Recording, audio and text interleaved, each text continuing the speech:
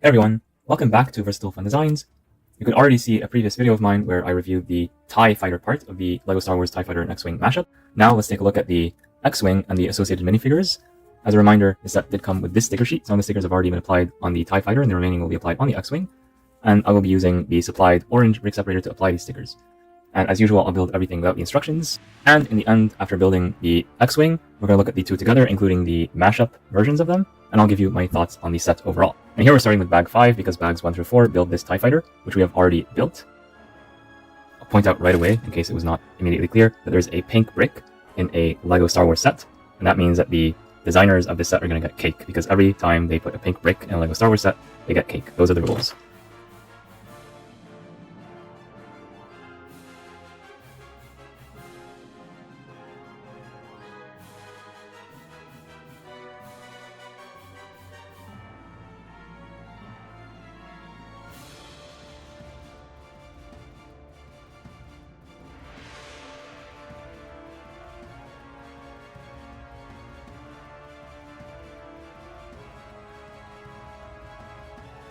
Bag 5 builds the first part of the X-Wing. In case you're wondering why are these funky colors here, it's because LEGO does this to make the build simpler by making the pieces more distinguishable, especially when they're going to be hidden. And I'm fine with that as long as they're perfectly hidden at the end. And towards the back I had to improvise a little bit because I don't know what does this look like from the inside, and so I ended up with this piece. Or maybe this is an extra piece. Bag 5 also gives us this L3GO figure, which is a play on words for LEGO. I'll point out right away for bag 6 that this piece comes mixed in with all the other pieces. It's not protected, there's no plastic thing covering it, and so it has some scuffs, even though it's brand new.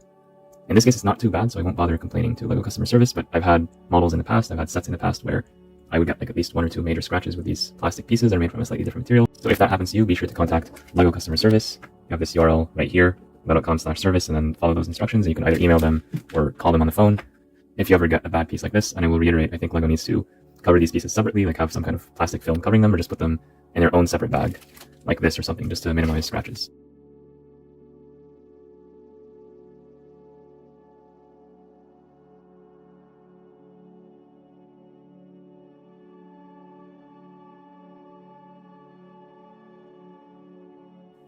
So 2 things for this round sticker. First of all, it is cut offset, which is not good. And second of all, put it on this piece first, on this regular plate first, just so we can more easily align it to the grid. The goal is to get the circle perfectly aligned, and because it's cut with more space on this side, I'm going to push it more towards this corner. Try to have like a centered end result. So I pushed it a little bit too far, but that is the general idea. And because these stickers are finicky, I prefer not to reapply it. Or maybe apply it with this orientation instead. That's what I should have done.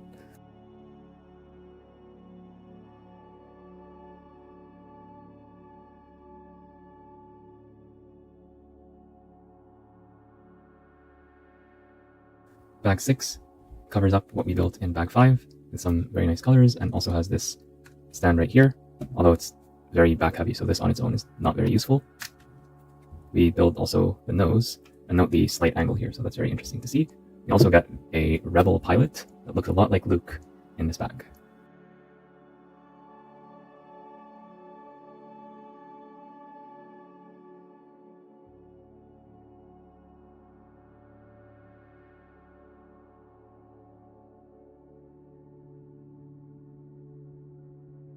I will point out a fun fact while I'm building the set. Now that I have these 2 pieces in front of me, they're both round bricks with a Technic axle hole in the middle, but there's a fundamental difference between these 2 pieces beyond their appearance, and that is the fact that only this one with the raised edges, can be placed diagonally on the grid.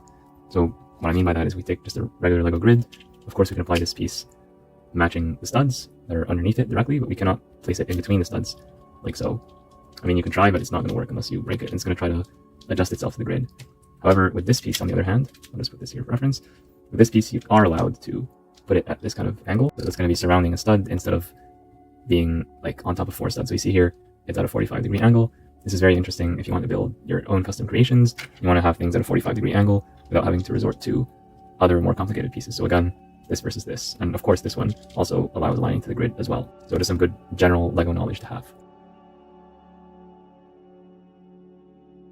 On this sticker, we want to align it as close as possible to this edge. So we want this line to meet with the other one, and actually I think it's better to apply the piece first and then the sticker. And by the way, it is quite unusual to put stickers on these rough textures, but from time to time LEGO still does that today. It used to be way more common in the past. So now this sticker here is the continuation. We're going to want to put that and adjust it exactly. So we want to align it in both the vertical and horizontal directions. So yeah, this is a little bit off, but it's definitely better than applying the stickers centered on each piece and then putting the pieces on the main build.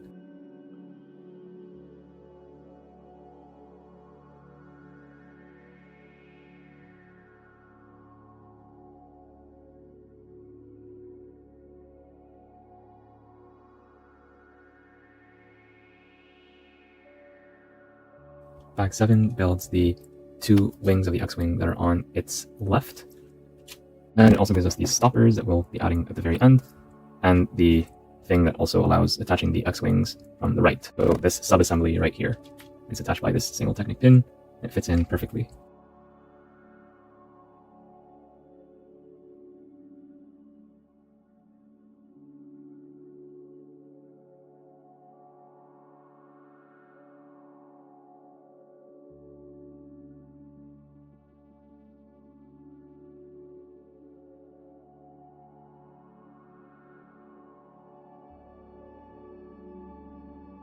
Alright, we're done with the build. Let's have a look at the minifigures. From right to left, we have L3GO, which is a play on words for Lego. Replace the E with 3, you see by flipping it around.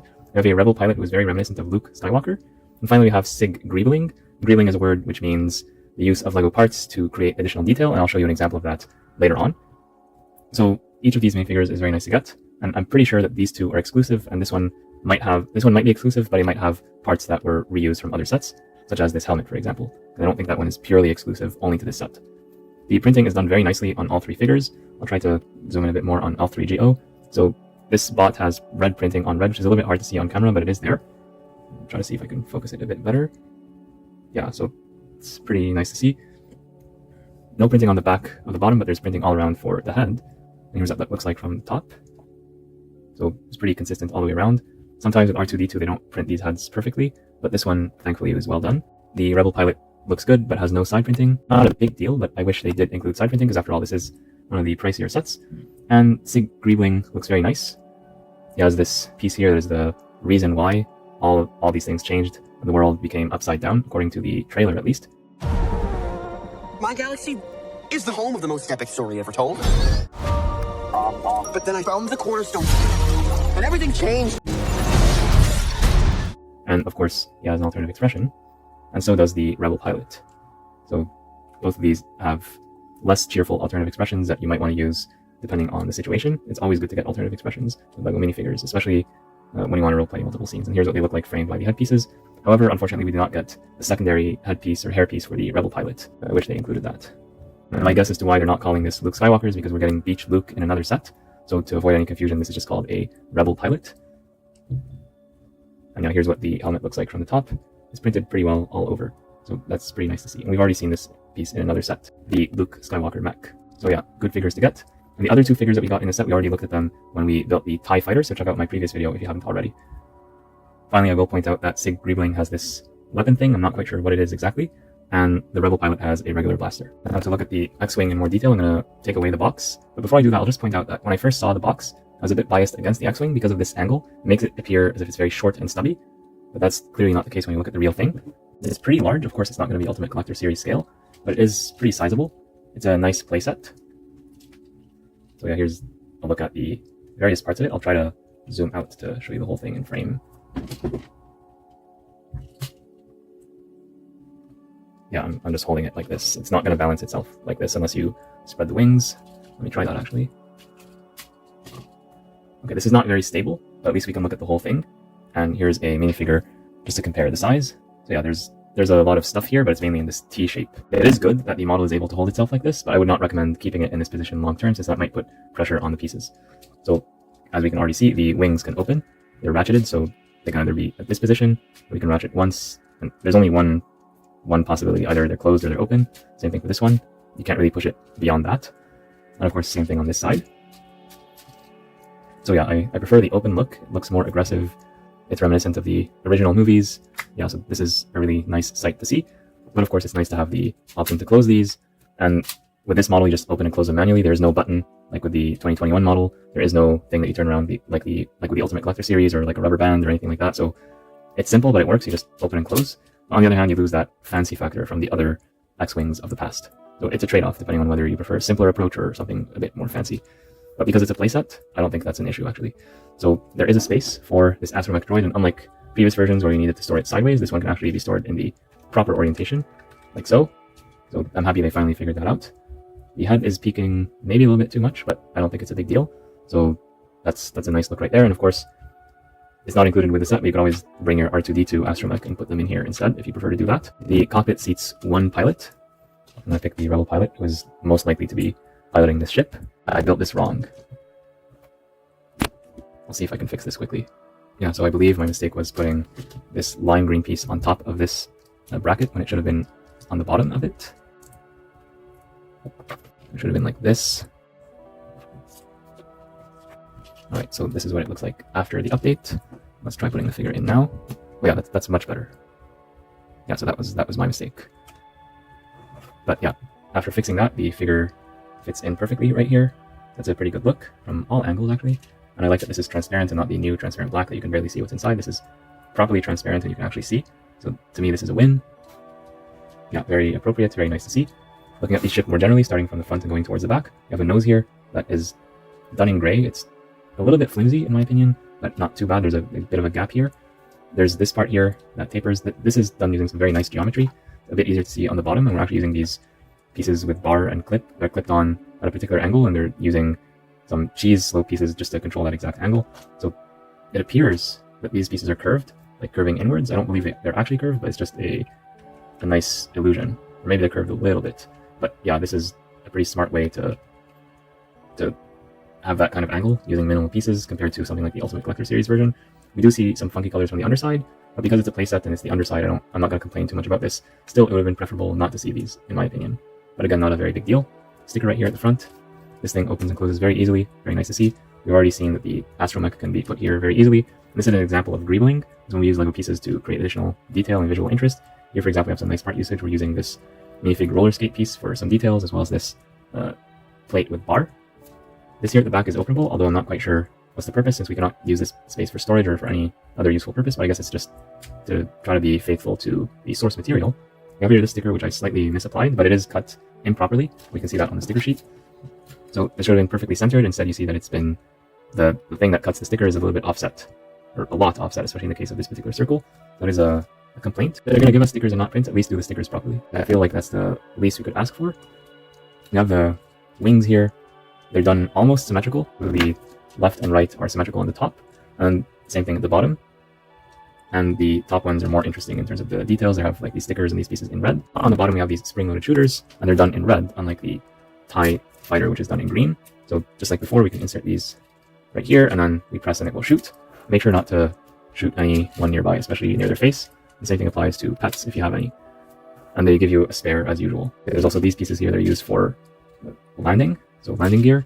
And this might be canon to LEGO Star Wars, or it might just be something that's added to this model for play purposes. That I'm not sure, but either way, it's nice to get. You can land the X-Wing without having to like put the entire body directly on the ground. So this is a pretty good look.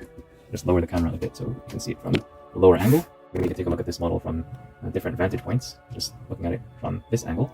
And while it's in this position, we can definitely open the top X-Wings as well as the bottom, and they will basically be touching the ground, but just barely. So you could open the wings here if you're doing some maintenance on them. But these will be dragging on the ground, so I don't recommend doing this and dragging the thing, because it's not a good feeling, not a good sound to do that. And finally, here's a look at the entire X-Wing. Ooh, I didn't realize you could do that. I'm wondering if this is intentionally allowed or unintentional, but you could basically point both of these wings down. Let me try that on the other side. Okay, I did not realize that this was possible, but this is a different look. Definitely not canonical to the original trilogy, at least, but maybe it works in this world. How about both up? Yeah, that works too. Or you could also do this. I don't know why you would ever want to do this, but it is possible. I like when you have options, so that's another look. Definitely not what I'm used to seeing, but it's nice to have variety in that sense. And this model allows you to do that, because some other X-Wings do not allow for that, the ones with the fancy mechanisms. Alright, so now we've taken a good look at the X-Wing from all angles, and all vantage points close to the ground or higher up. But what about the TIE wing? What about that? So to build the TIE wing, we're going to need to bring the TIE fighter from before, remove these stopper pieces, and take away these wings, and put them here. So I'll do them one at a time just to compare the different looks. So they are compatible, they will fit, but they're a bit finicky. Yeah, so that's what that looks like.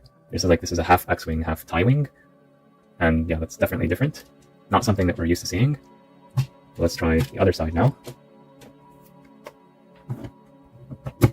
And if you're going to play with this long term, I would recommend reinserting these pieces on the other side just to lock them in place for display purposes, but just for review purposes, I don't think that's necessary.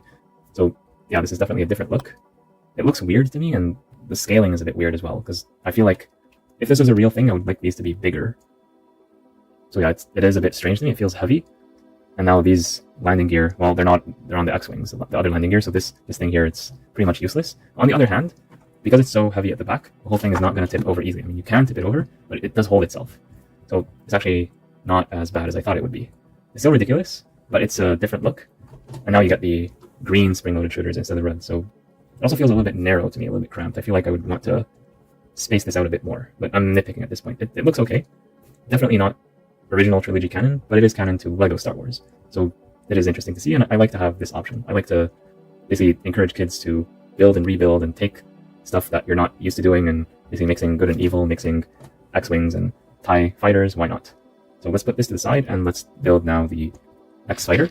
To build the X-Fighter, we take the little body of the Minifighter and then we add the X-Wings to it. Now here we're just being silly at this point. So for younger kids, this whole process might be a bit frustrating to them. Just something to keep in mind, because this is a bit annoying. I just shot myself with a spring-loaded shooter. That thing hurts. And so I did build this higher by one. I guess we need to do some manual disassembly. I'll just remove these pieces entirely. And because I built this without the instructions, I have no idea how this is actually supposed to be built. So your mileage may vary. If you use the instructions, you probably won't have this problem. Now, hopefully they do fit. Yes. Yeah, that fits. So this is what that's going to look like. And here's what it looks like to insert from the back. I do have to admit, it's a pretty weird look to see an X-Fighter. I'll just bring these back for a bit. Well, this, by the way, it flies off way too easily. It's annoying, like you always have to hold this while flattening this, and if you don't, you'll learn your lesson pretty quickly. Here we can see like what that looks like from various angles. It is a weird ship. If you show this to me without any context at all, I'll be like, okay, why is there a mix of gray, white, and red? It's not, the color consistency is not that great. But with more context, I think it makes a little bit more sense. We know that this is an X-Fighter. Here's what it looks like with the wings open. And now you're going to have red spring-loaded shooters. So yeah, this looks like a fun toy. The cockpit is pretty small. And again, I have the same complaint that you cannot see the pilot while they're inside. Because this piece is transparent, but the pieces underneath it are not transparent.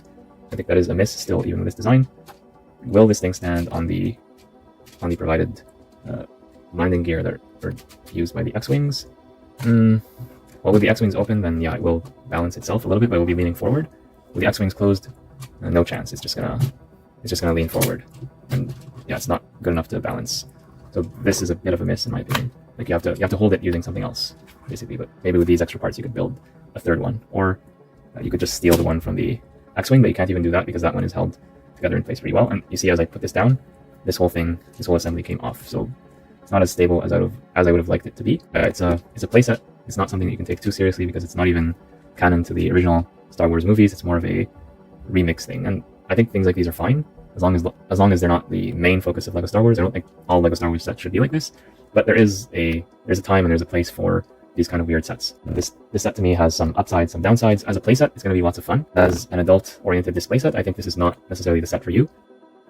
In terms of build experience, to build the X-Wing without the instructions was a lot more challenging than the TIE Fighter, so especially the wings, because I could not see them from all the various angles, even with the 3D view. There's a lot of stuff that was a mystery to me, so I had to improvise and try to build outwards and go towards the inside and guess what was going on for each wing on the inside. I think I got it mostly right, but I might have gotten some details wrong because I ended up with these pieces that I had to remove to make the wings fit in the top wing that you could create from mixing these two parts together. So this building experience was a lot more challenging for me, but still doable. So if you have a child, I'm pretty sure they can build the TIE Fighter successfully, but they might have some issues with the X-Wing and they might need some help, and that's okay. They can still figure out a lot on their own, and you can help them for the last final steps, or just give them the extra challenge, and I'm sure it's going to be beneficial for them. Well, what are my final thoughts on this set? Well, I do think that this set has a lot of things to offer.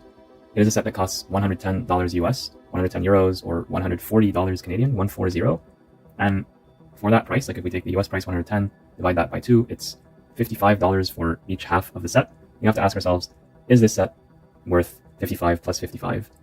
And to me, the short answer is no. This is a set that you want to get on discount, and it will go on discount eventually, I'm pretty sure. Because yes, these are good things to get. Yes, the figures are good and many of them are exclusive, but I cannot justify paying $55. Definitely not for this. This one, I would like for this to be $40 US, $50 Canadian max. And this one, I can give it like $10, $15 more. This is much more involved. There's a lot more effort put into building the X-Wing. And I believe more pieces or larger pieces. I did not count the pieces, just to be clear, but I felt that a lot more effort was put in to build this X-Wing, get all these angles right, and all the details of all 4 wings. I just feel a lot more went into the X-Wing, so I can give this a bit more in terms of the price. Changing out the wings between the two feels like a gimmick to me. Maybe some kids are going to enjoy doing that. Maybe some adults are going to enjoy doing that. I personally did not enjoy doing that just because of I had to disassemble some things here just to make it work, and the end results were not worth it to me. I mean, it's something you try once or twice, but not something that I plan on doing on a regular basis. But on the flip side, just the fact that LEGO put this set out as an official set is going to get the creative juices flowing for many children and adults. They're like, oh, it's an X-Wing, but actually I don't need to build exactly like what the instructions say. Maybe I can mix an X-Wing and a TIE fighter together and create something totally new and different, and this should be allowed and encouraged instead of just building something strictly following the instructions. You can see this with the very first LEGO X-Wing back in the days of the old LEGO Star Wars, where they would give either instructions or at least alternative builds to rebuild the X-Wing as an airplane, just a regular passenger plane, because that is the beauty of LEGO. You should be able to take something apart and make something totally different out of it. And this X-Wing contains so many wheels, but unfortunately no tires, so I think you could rebuild this into a train or something like that. So there's going to be mock makers, people create their own creations, they basically take the pieces and rebuild it into something totally different. And with this set you get mainly white, gray, and black, a little bit of other colors as well, so I'm pretty sure if you know what you're doing, you can take all these pieces and maybe make a larger, more interesting ship, instead of just building the TIE fighter and the X-Wing, which are okay. They're good builds, not amazing builds, they're okay. I just feel like this set deserves a discount to me, because the McDonald's R2-D2, like, I'm not going to tell you, oh, you got to buy this at regular retail price just to get this one figure. I think that's a bit absurd. These 2 figures are pretty much standard. They might be technically exclusive, but they have lots of pieces that are identical or almost identical to other minifigures. These 2 minifigures, I believe, are exclusive. I could be wrong, but these 2 minifigures are nice to get for people like LEGO Star Wars especially. But if you're a fan of the original trilogy and like the Star Wars canon, you can skip these figures because they're not part of the canon, at least not yet, as far as I'm aware. So yeah, there's some good stuff here. I think if you can get this set on a 20% or 25, 30% discount, you'll be in good shape. Otherwise, there are recently retired LEGO sets that for both the X-Wing and the TIE fighter were retired very recently, so you can still find them for regular retail price at the time of this recording. That might have changed if you're watching this in the future. So if you get a chance to buy the older ones, and by the way, I did not build the older ones, so I cannot say for sure whether they would be better, but do your own research before buying this 2-for-1 pack, unless you really, really, really want or need these figures, or you get it on an amazing deal, then you're like, oh, I can save money here. Or if you like the idea of switching the wings a lot more than I do. I don't think it's a bad idea, and I do want to encourage LEGO to move more in the go back to the time when you have like 2 models in a box, 3 models in a box. I think that should always be encouraged, and I want LEGO to go back in that direction because they've been moving away from that in recent years. But to me, the execution here is a little bit lacking. Yes, the idea is good, but I prefer if it was executed better. One final thing before we wrap up, I noticed as I was wrapping up that the box for this set that we just reviewed, the TIE Fighter and X-Wing mashup, is exactly the same size as the Minecraft crafting table. Same length, same width, same height. That's just an interesting piece of trivia in case you are interested in these things. And in case you're interested in Minecraft, you can watch this video next for the crafting table. Otherwise, I have a lot more playlists, so check those out on my channel, no matter what theme you're interested in terms of LEGO. Oh, and one more thing about the box. All of the set, if we do minor disassembly, can fit right back into the box. So the way we do this is we just, first of all, remove the stoppers if they're currently there. Then just remove the X-Wings. Might want to bring down the landing gear. And for this one, I'll point out one final time that you have to press down on this tile when adjusting these gears, otherwise they'll just like pop off. Like one of the set's major flaws. I didn't say this before in the review, but I do like the nice red axle used behind this pink piece here, the transparent pink. It's a pretty nice look and pretty faithful to the original X-Wing. I thought about that, but I just forgot to say it earlier. But at least I said it now before the video is over. Yeah, press down very hard on both sides so that this doesn't go anywhere. And this should fit in the box along with this. Same thing for this. Yeah, these fit, although you might want to remove the spring-loaded shooters just so that you don't cause any accidents. You don't want this to shoot when it's in storage. And finally, this thing. Yeah, like with some rearranging, this is all going to fit without any issues, and there's plenty of space left for the instructions if you still have those, as well as the minifigures. I could hear one of the spring-loaded shooters just popped in the background. That's it for today. Thank you so much for tuning in to Versatile Fun Designs, and I'll see you all in the next one.